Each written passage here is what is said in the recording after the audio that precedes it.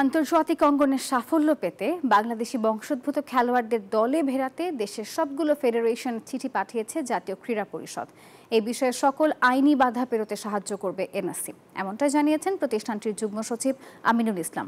Canada জাতীয় দলে খেলা সামিত শ্রমকে দেশে আনতে ফুটবল ফেডারেশনকে এনএসসি সর্বোচ্চ সহযোগিতা করেছে বলেও তিনি জানিয়েছেন।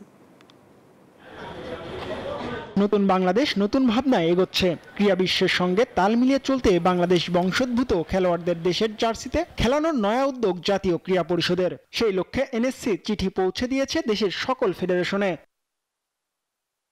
জাতীয় ক্রীড়া পরিষদের যুগ্ম সচিব আমিনুল ইসলাম বলছেন, সারা বিশ্বে ছড়িয়ে ছিটিয়ে থাকা মেধাবী খেলোয়াড়দের লাল সবুজের পতাকার ছায়াতলে আনতে হবে ফেডারেশনের। যদি তারা কনভিন্স হয় তাহলে আমাদের দেশের সংশ্লিষ্ট জাতীয় দলে তাদেরকে অন্তর্ভুক্ত করার একটা প্রক্রিয়ার উদ্যোগ গ্রহণ করা। জামাল তারিকের পর দীর্ঘ অপেক্ষার শেষে বাংলাদেশের জার্সি গায়ে জড়িয়েছেন হামজা চৌধুরী।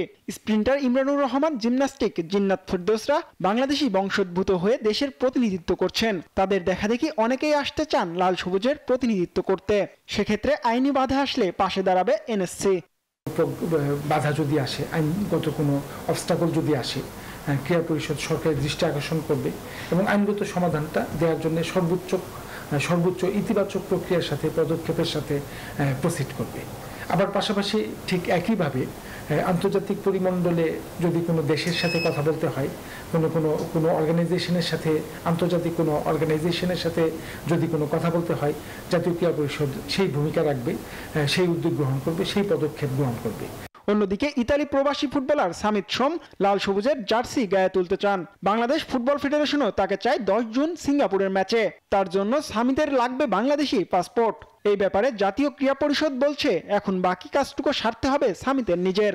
বিষয়টা হলো এরকম, মাননীয় উপদেষ্টা ইতিমধ্যে ঘোষণা দিয়েছেন যে তিনি সম্মতি প্রকাশ করেছেন। এখন আসবে হলো সামনে আইনি প্রক্রিয়াগুলি, আমাদের পাসপোর্ট দেওয়ার বিষয়গুলি।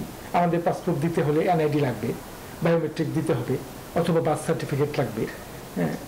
তো এই বিষয়গুলি নিয়ে আমাদের দিক থেকে ইজি। একটু আগে যে ফুটবলের এমবাপ্পে, ইয়ামাল কিংবা ক্রিকেটের মর্গান উসমান খাজারা দ্বৈত নাগরিক নিয়ে খেলছেন, নিজ দলকে করেছেন চ্যাম্পিয়ন। সে পথে এবার হাঁটতে চলেছে বাংলাদেশ। জিহাদ আল হাসান, নিউজ 24, ঢাকা।